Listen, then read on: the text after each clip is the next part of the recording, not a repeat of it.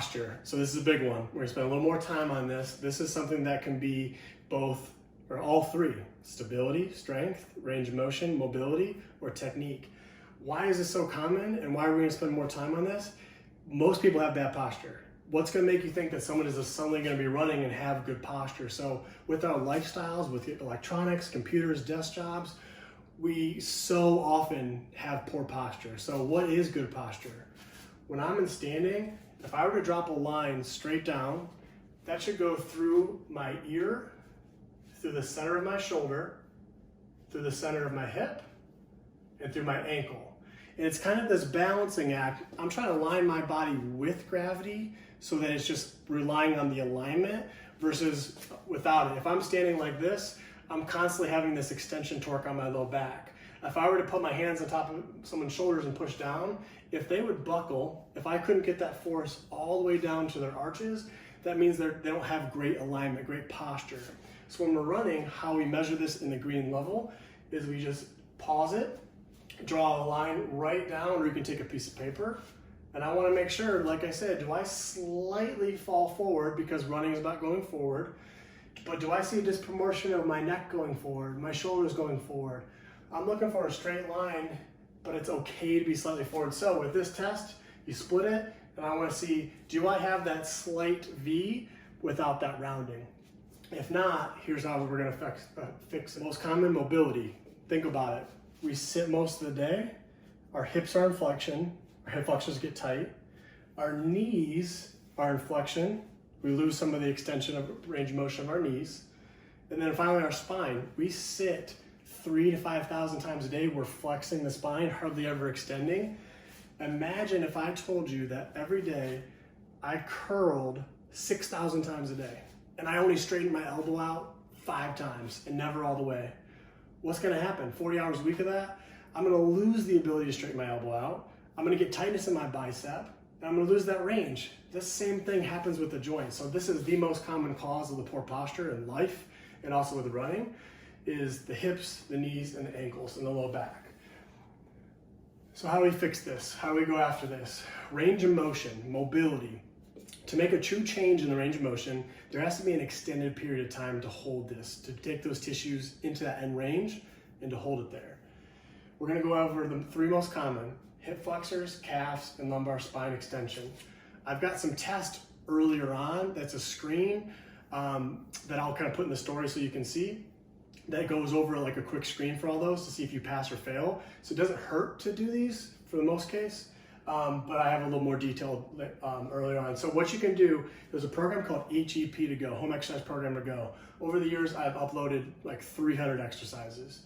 So I put this together. It's gonna be called Green Pattern 1 Mobility. If you go to 𝐂𝐻𝐈𝐕𝐄𝐒.com and put that in, I'll have that in the down below, it will come up with this. And I have a little more detailed explanation about how to do it, reps, times a day, all that kind of stuff. So I'll have that available to you guys for range of motion if you failed the posture. Okay, what else can it be that can cause poor posture? Or do you fail that posture? It can be stability. Stability, our body likes to do the least amount of work to get by.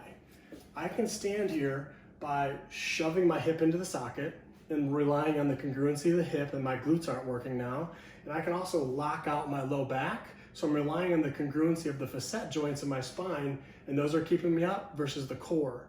So when we're running, it's not uncommon for us to lock out the low back. That way we don't have to use the core as much. Or we'll see that sometimes for the glutes as well. We'll be doing some of these patterns about pushing into the hip, but most commonly with the low back, of arching, if you don't have the stability, if we're locking out. So how we're gonna go after that is we'll see next with some core work, some stability work. Another common thing is quadricep weakness.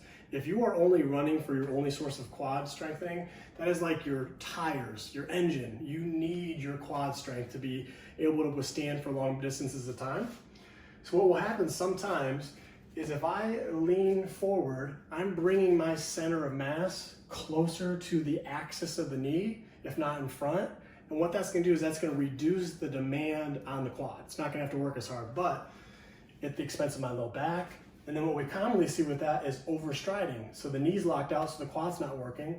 I'm bent forward, a lot of stress works its way all the way up to the hip and the low back. Okay, so how I'm gonna go after this? two of my favorite exercises.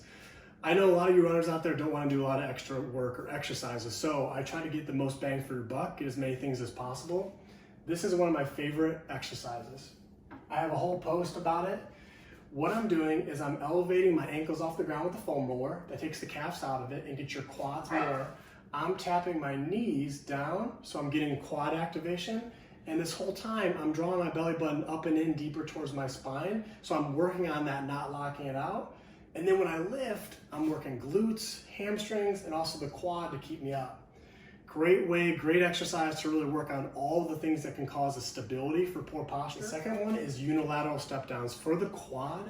Because running is all about weight bearing and loaded, it's good to have an exercise where we are actually loaded in weight bearing, and also not doing two sides, because when we run, we're always using one quad at a time. So with this step down, I like going to the side, it's less stress on your knee.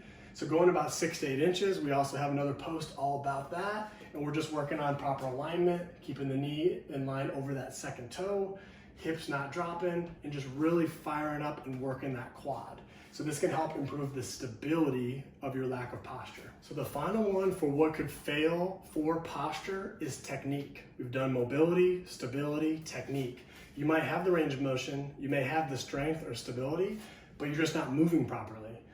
What the most common thing is, when we start to fall forward, we pooch our butt back because we're trying to bring our center mass backwards and not fall forward, or my calves will raise up, which also causes this up and down. I want to get comfortable with falling forward. That can be one of your sources for why you fail the posture. Here I've got a resistance band, put it in the door, around my shoulders like a book bag. I've also got another post about this.